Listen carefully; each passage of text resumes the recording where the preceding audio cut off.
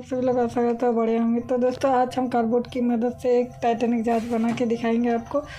तो दोस्तों वीडियो में बिना किसी देरी के चले वीडियो को मैं स्टेप बाय स्टेप बना कर दिखा देता हूँ। तो दोस्तों इसको पहले कटिंग कर लेते हैं, उसके बाद आपको ग्लू की मदद से असेंबल करके दिखा देते हैं।